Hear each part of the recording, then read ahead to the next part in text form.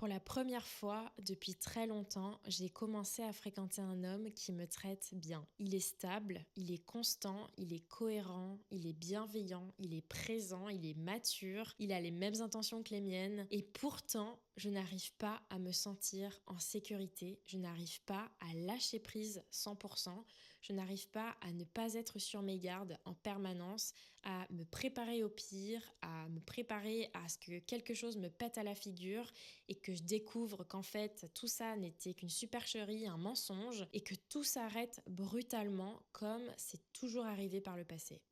Aujourd'hui, je vais te parler de mon attachement anxieux, de comment il est activé vraiment fois 1000 par rapport à une situation toxique auquel j'ai pu m'habituer ces dernières années, comment je fais pour gérer ça et surtout comment je fais pour éviter de saboter cette situation parce que c'est le plus gros danger auquel je fais face actuellement, c'est que plus je vais avoir peur, plus je vais craindre que quelque chose d'horrible se passe, plus je vais malheureusement me donner des chances de ruiner cette relation. Si ce n'est pas déjà fait, n'hésite pas à t'abonner à cette chaîne, à liker, à partager cette vidéo, à me partager ta propre expérience en commentaire avec respect et bienveillance comme d'habitude. Merci beaucoup à toi.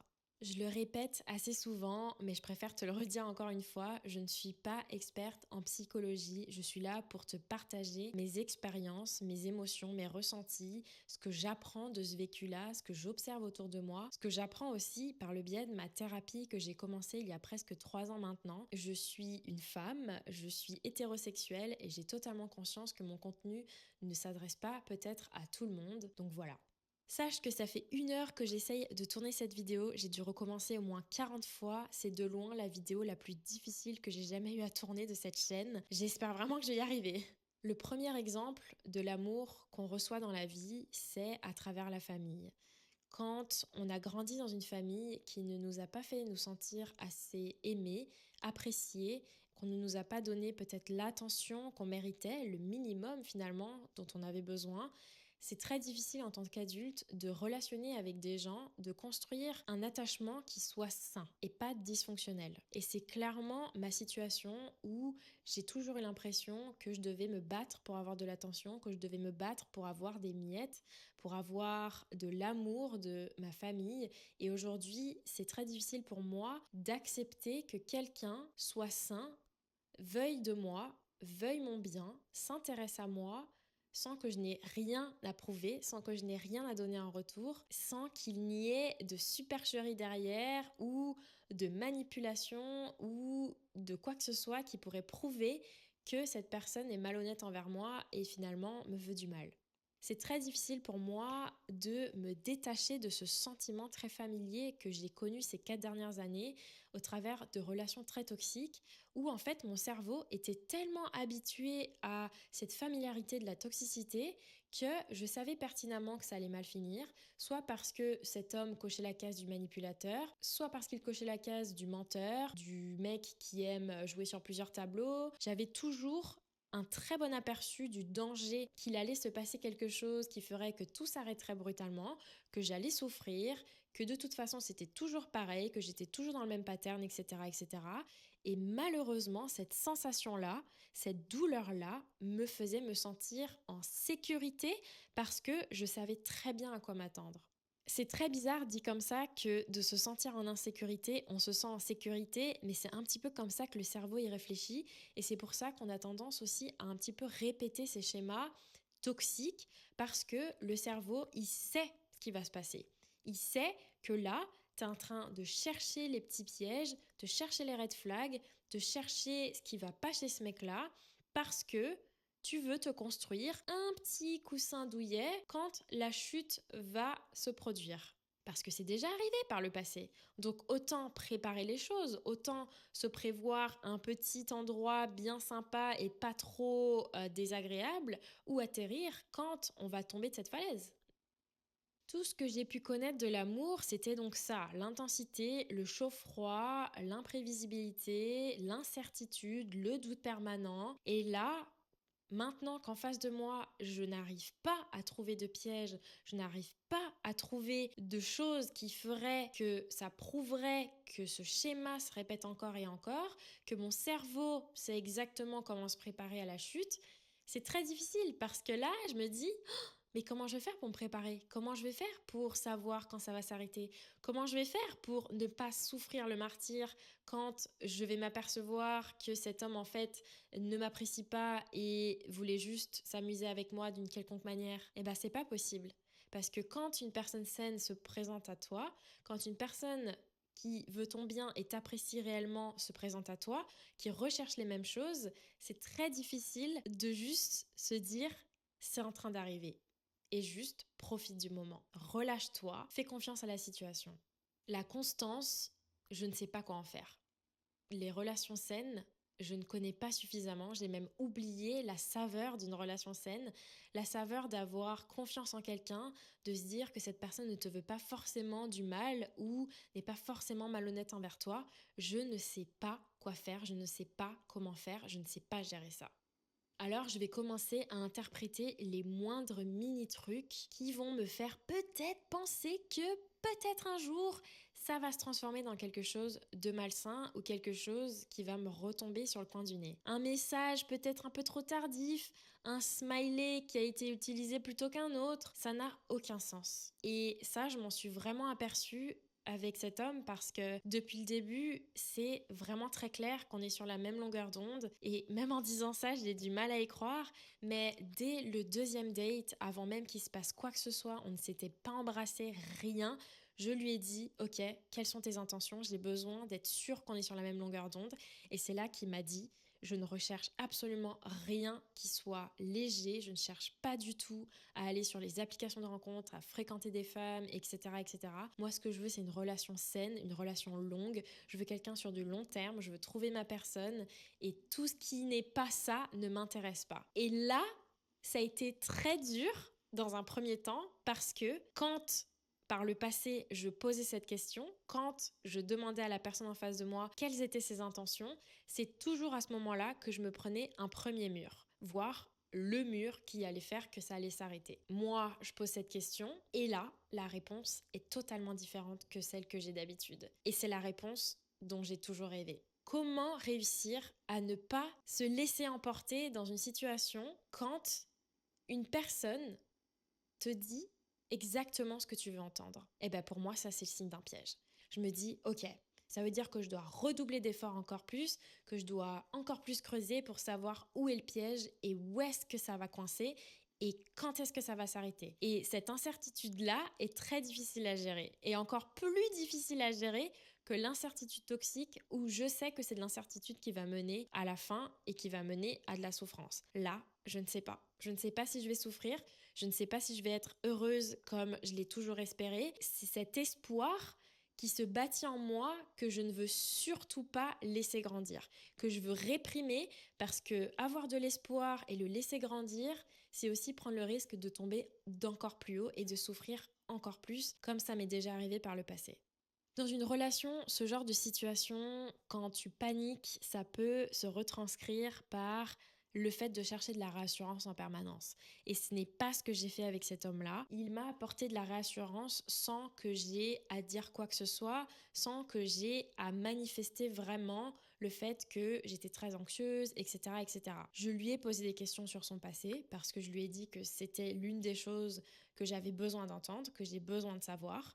Parce que, encore une fois, si je ne sais pas, je peux m'imaginer n'importe quoi, alors que si je sais, les faits sont là et voilà, quoi qu'il se passe, je sais ce qu'il en est. Mais tu vas chercher ce besoin de réassurance, d'avoir besoin de prouver qu'il est toujours investi, qu'il est toujours impliqué, qu'il est toujours intéressé, qu'il est toujours sincère.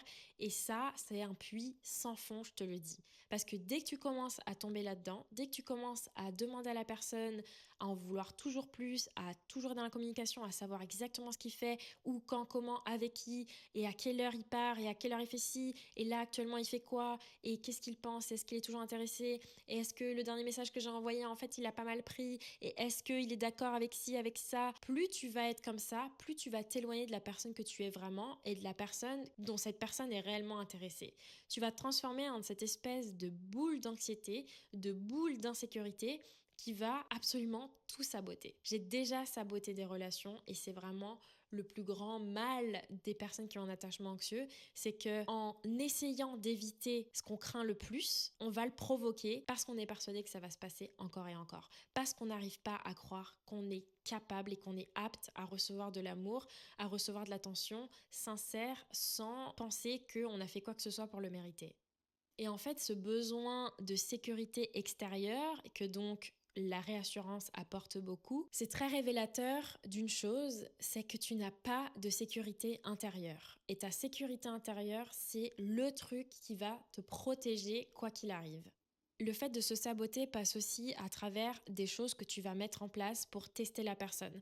Tu vas te dire, ok, je vais faire ci, voir jusqu'où ça peut aller avant qu'il réagisse peut-être. Ou je vais peut-être provoquer un conflit pour voir sa réaction, ou je vais faire ci, ça. Encore une fois, tu t'éloignes beaucoup trop de ta personne. Et ça, c'est quelque chose que j'ai fait vraiment il y a longtemps. Ça, j'avoue que je ne le fais plus du tout. Et sur ça, je pense que c'est révélateur que j'ai quand même évolué, même si j'ai pas l'impression, mais j'ai quand même bien évolué. C'est que je ne vais pas chercher à aller au conflit, à tester le mec, à me mettre dans des situations qui pourraient vraiment mettre à risque la situation pour voir comment il pourrait réagir, etc. Malheureusement, ça, c'est extrêmement toxique et c'est extrêmement révélateur d'un attachement anxieux où tu essayes de t'assurer que cette personne, elle veut vraiment de toi, elle t'aime vraiment, elle veut vraiment être avec toi en risquant de tout perdre. Et c'est vraiment très paradoxal, mais c'est comme ça qu'on se sabote la plupart du temps. Une autre chose qui est très révélatrice de ce type de situation, c'est de ne pas réussir à recevoir la gentillesse, la bienveillance, la considération, le respect. Peut-être que tu es habitué à des relations où la personne te traitait vraiment mal, avec irrespect, avec manque de considération. Ça peut être très difficile de savoir accueillir tout l'inverse. Je ne parle pas de love bombing parce que le love bombing, c'est vraiment, comme son nom l'indique, du love bombing. Donc la personne va te faire des déclarations de fou, va être extrêmement présent, va pas respecter du tout ton espace, va même aller au-delà des limites que ce que tu aurais pu imaginer, penser, recevoir, etc. Ça va être vraiment trop d'un coup, très intense. C'est ça qui met la puce à l'oreille en général quand ça se produit. Là, non, je suis face à quelqu'un qui respecte mon temps, qui respecte ma personne tout court, qui est très curieux de savoir ma vie, mais en même temps qui laisse des espaces, qui me laisse respirer et en communication avec moi régulièrement, mais pas constamment. Ça, c'est quelque chose que je ne sais pas gérer. Le love bombing, je sais que c'est toxique, je sais que c'est trop intense, pas de souci, j'ai déjà vécu. Quelqu'un qui me manque de respect, qui ne considère pas mon temps, qui me traite vraiment comme si j'étais une moins que rien, pas de souci, ça je sais reconnaître. Par contre, quelqu'un qui est juste pile comme il faut et qui est sain, là je panique. Parfois, il y a d'autres personnes qui vont même considérer ça comme ennuyant parce que l'intensité, comme c'est tout ce qu'elles ont connu, une personne qui va bien les traiter, qui va juste être saine en apparence et qui va avoir exactement la bonne dose de constance, de bienveillance et qui va être dans le respect, dans la considération, ils vont trouver ça chiant parce que ils ressentent rien, ils vont pas avoir cette palpitation et cette angoisse en fait de perdre la personne. C'était un petit peu confus, mais c'était ça que je voulais te dire dans cette partie-là, c'est que le fait de te sentir comme ça, de ne pas croire à une relation saine, de ne pas croire à ce qui t'arrive, ça va se répercuter dans ta relation par la recherche d'une réassurance en permanence, le fait parfois de saboter la relation ou de la mettre vraiment très à risque, t'éloigner de qui tu es vraiment pour être sûr que c'est vraiment sincère ou au contraire trouver le piège là où tu n'as pas su le trouver et ne pas savoir comment recevoir la gentillesse, le fait qu'une personne soit saine tout simplement, de ne pas trouver ça ennuyant ou juste pas normal et donc de ne pas y croire. Et là, j'insiste, on ne parle pas de love bombing et si tu ne sais pas ce que c'est ou que tu n'arrives pas à faire la différence entre ce que c'est le love bombing et ce que c'est d'être attaché de manière saine et de vouloir quelqu'un de manière saine, je te laisserai une vidéo juste ici. Et maintenant, la question que tu vas te poser probablement le plus, c'est comment je fais aujourd'hui pour gérer ça, comment je fais pour que mon attachement anxieux ne prenne pas le dessus sur cette situation et donc que ça gâcherait absolument tout. La première chose, c'est vraiment d'essayer de reconnaître le mécanisme quand il se présente à toi. Quand tu te poses la question de est-ce que là je réagis parce qu'il a vraiment fait quelque chose de manière objective qui vient me mettre en insécurité ou est-ce que c'est encore une fois de l'anticipation de ma part et une tentative de me sécuriser en me préparant au pire. Le mieux pour ça, c'est de rester dans l'instant présent. C'est ce que j'essaye de faire le plus possible, c'est de me dire pour l'instant, Je n'ai aucune preuve objective que cette personne n'est pas saine, que cette personne veut me manipuler et que tout va s'arrêter d'un coup. Et si tu as trop du mal à faire la différence entre ton mécanisme d'anxiété et d'autodéfense quelque part et une véritable situation où là, oui, il y a un risque et que cette personne agit vraiment pas comme il faut, tu peux en parler à des amis ou tu peux essayer vraiment de décortiquer la situation mais de manière chirurgicale et très objective. Moi, ce que je fais parfois, c'est que je fais la liste de choses qui, dans la journée, m'a rendue anxieuse vis-à-vis de cette situation et je me dis, ok, à chaque pensée d'anxiété, à chaque moment d'anxiété, je vais rattacher une action très concrète de ce qu'il a fait pour potentiellement provoquer cette anxiété. Et la plupart du temps, j'ai pas vraiment de réponse à ça. Ça prouve vraiment que c'est mon anxiété qui parle. Cette façon de faire là va vraiment t'aider à faire la différence entre le scénario que tu te fais dans ta tête et la réalité. La deuxième chose, et je pense que c'est vraiment la plus importante, qui est au cœur de toutes les personnes qui ont un attachement anxieux, c'est d'arrêter d'aller chercher la sécurité à l'extérieur, d'arrêter d'aller chercher de la réassurance, des preuves autour de toi que cette personne est sincère, etc., etc. Et plutôt que de faire ça, de construire ta sécurité intérieure. Et ça, c'est tellement véridique parce que très souvent, je me retrouve dans des situations où je me dis « Ah, c'est bon, il m'a envoyé un message. Ah, c'est bon, il a fait ce que j'avais espéré qu'il fasse. » Donc, je me sens soulagée jusqu'à la prochaine, et jusqu'à la prochaine, et jusqu'à la prochaine. Et comme je te disais tout à l'heure, le fait de chercher cette réassurance extérieure et des preuves extérieures, ça n'a vraiment aucune limite. C'est un puits sans fond. Tu vas tout le temps chercher à avoir plus de preuves. Et la prochaine fois, tu vas pas demander ça, tu vas demander ça. Et après, tu vas demander ça. Et après, tu vas demander ça. Et puis, ça va être beaucoup trop. Tu vas t'éloigner de qui tu es. Tu vas donner l'image de toi à cette personne qui est totalement biaisée, qui n'est pas toi, qui est juste une personne qui est bouffée par son anxiété. Et ça va vraiment jamais rien donner de bon. C'est exactement comme remplir un verre percé en fait. Tu vas toujours chercher ça sans jamais que ça s'arrête. Ce que j'essaye de faire moi maintenant, c'est que tous les soirs, avant de me mettre au lit, je fais une liste de ce que j'ai fait pour moi aujourd'hui et de tout ce qui fait me sentir en sécurité qui soit indépendamment de lui. Donc ça peut être, j'ai fait une marche de 2 heures, ça m'a fait tellement du bien, j'ai juste passé mon temps à écouter les oiseaux, à écouter les vagues, à la mer, j'ai juste pris du temps pour moi, j'ai lu, j'ai fait ma séance de sport, j'ai travaillé sur un projet. Voilà, des choses qui sont totalement indépendantes de lui, qui font que je me sens bien et qui m'apportent une sécurité vraiment intérieure. Qui me prouve que ma vie, ce n'est pas lui, que ma valeur ne dépend pas de lui, que ce que je veux faire, ce que je veux aimer faire dans ma vie, etc., ne dépend pas de lui et que j'ai des choses qui m'appartiennent, j'ai des sentiments qui m'appartiennent, je suis une personne à part entière et donc je peux forcément trouver ces choses-là par moi-même. Ça va être d'une aide inconsidérable parce que petit à petit, tu vas construire cette sécurité entre guillemets qui fera que quoi qu'il arrive, même si ça se termine mal, même si il s'avère que oui tu vas découvrir quelque chose sur cette personne ou que malheureusement ça va juste s'arrêter parce que faute à personne, vous êtes juste pas compatible ou qu'il se passe quelque chose, que sais-je, tu te diras je peux m'en remettre. Je peux m'en remettre parce que j'ai bâti cette sécurité intérieure. Je ne vais pas m'effondrer parce que j'ai bâti cette sécurité intérieure. Ça peut aussi être des décisions, des choses que tu fais qui ne t'appartiennent qu'à toi vraiment, qui font que tu es une personne indépendante. Il ne faut jamais oublier que notre vie, c'est la chose la plus précieuse qu'on ait. Et c'est ce que je répète dans toutes mes vidéos, tu es la personne la plus précieuse dans ta vie. Et c'est toujours se remettre au centre et se dire, je sais que si je bâtis ça et que tout devait s'arrêter demain, oui, ça me ferait du mal, mais je sais que je pourrais survivre à ça, je sais que je pourrais surmonter ça parce que j'ai bâti ce truc en moi.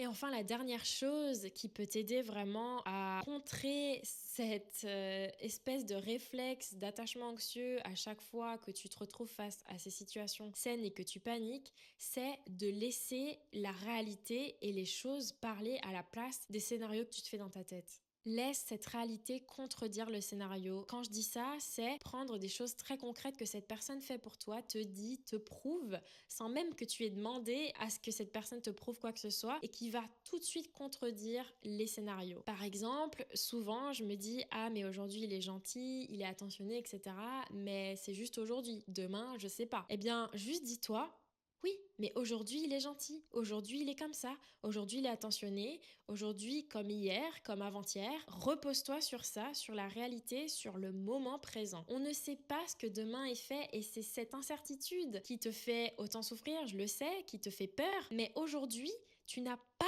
de preuve que cette personne est malhonnête. Tu n'as pas de preuve irréfutable, incontestée, que cette personne va demain ne pas être attentionné, ne va pas être gentil, etc., etc.